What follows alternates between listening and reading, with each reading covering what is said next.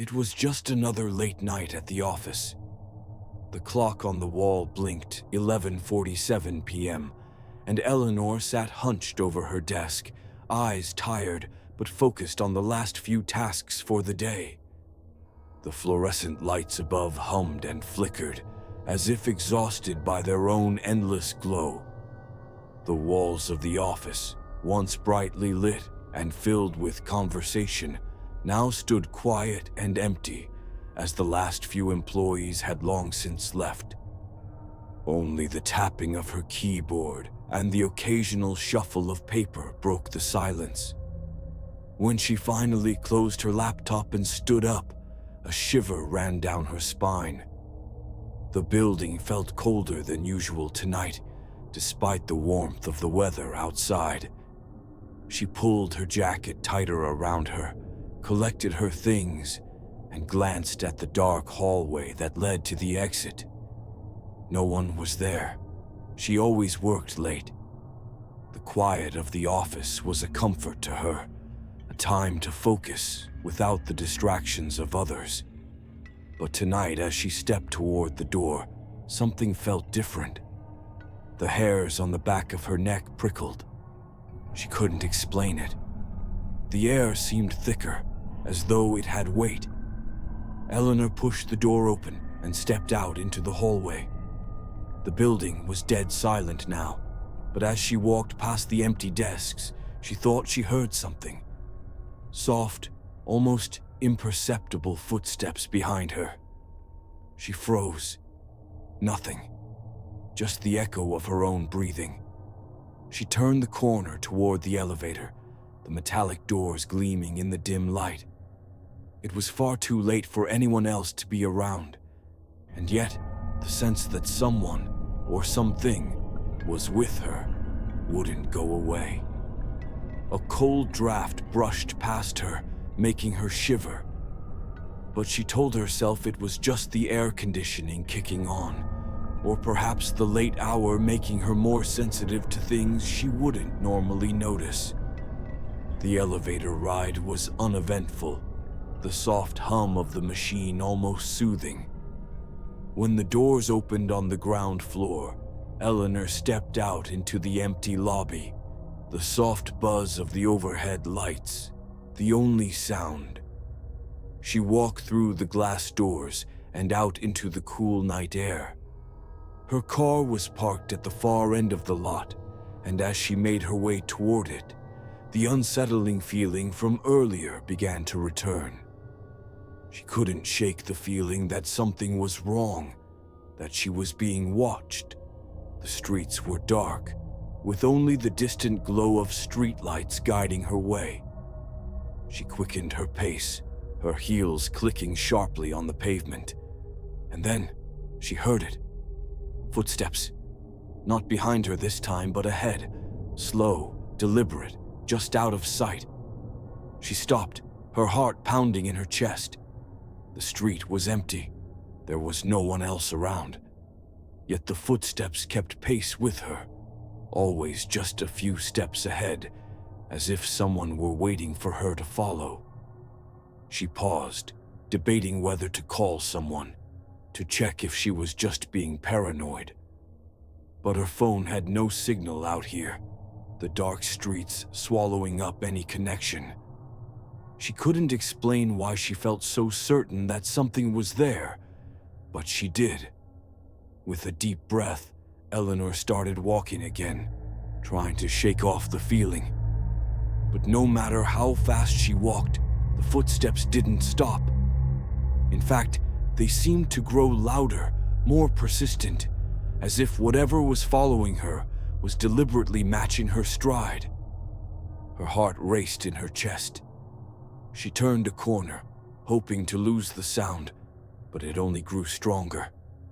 The alley ahead was dark, the streetlights sparse and flickering, casting long, unnatural shadows on the pavement. Eleanor felt her stomach tighten as she walked deeper into the alley, the footsteps behind her never slowing, never faltering. Then, just as she neared the end of the alley, the sound stopped. Silence. Complete and utter silence. Eleanor stood frozen, her breath coming in shallow gasps. She turned around slowly, half expecting to see someone standing there, but there was nothing.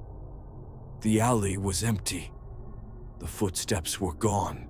She stood there for a moment, her pulse pounding in her ears, before quickly turning and making her way back to the main street. Her eyes darted from side to side, searching the shadows for any sign of movement. Nothing.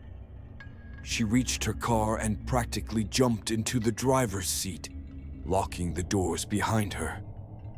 She gripped the steering wheel tightly, her hands cold and clammy. Her breath was coming in short bursts, and she was suddenly aware of how much she was shaking. But when she started the engine and drove out of the parking lot, she couldn't shake the feeling that something was still with her. She glanced in the rearview mirror, half expecting to see someone in the back seat, but the car was empty. The streets felt more oppressive now, the darkness pressing in on her from every angle. She wanted to drive faster, to get home as quickly as possible, but every turn she made seemed to take her further from safety. And then, just as she was about to turn onto her street, a figure appeared on the sidewalk. A tall, dark figure, moving unnaturally fast, its outline blurred by the low light. Eleanor's foot slammed on the brake, her heart racing as she stared at the figure in the mirror.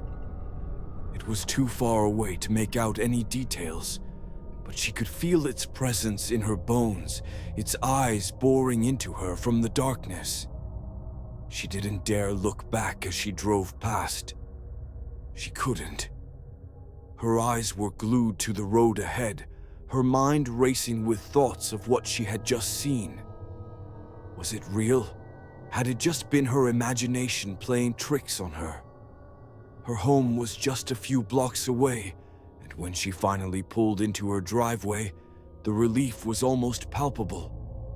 She quickly gathered her things, locked the car, and ran to the front door. She fumbled with her keys, her hands shaking, before finally pushing the door open and stepping inside. The house was dark, too quiet. The hairs on her neck stood on end as she locked the door behind her. But when she looked into the living room, she saw something that made her stomach drop. A shadow. A tall, thin shadow standing in the corner, unmoving, silent. It was impossible, she thought. There was no one here. But the shadow lingered, casting an eerie outline against the wall. Eleanor's mind raced as she backed away, her heart thundering in her chest. It wasn't a person. It couldn't be. But as she turned to run toward the stairs, she heard it again. Footsteps. Slow, deliberate.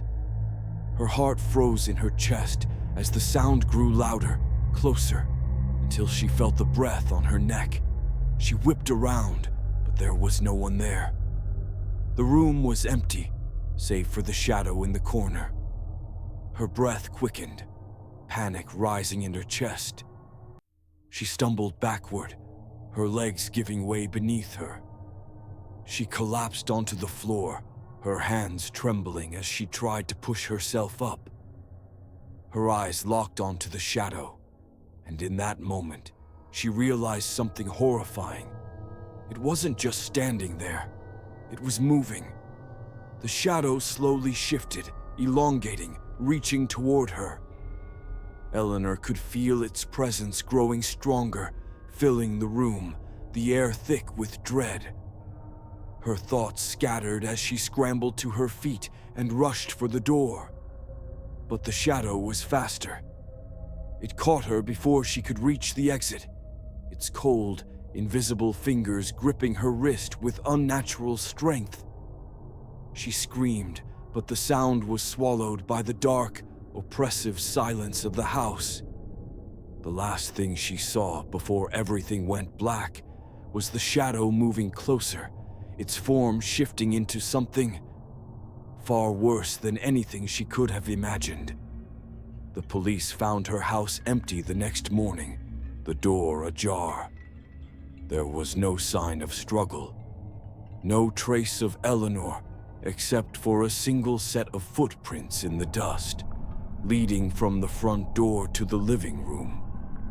And then, nothing.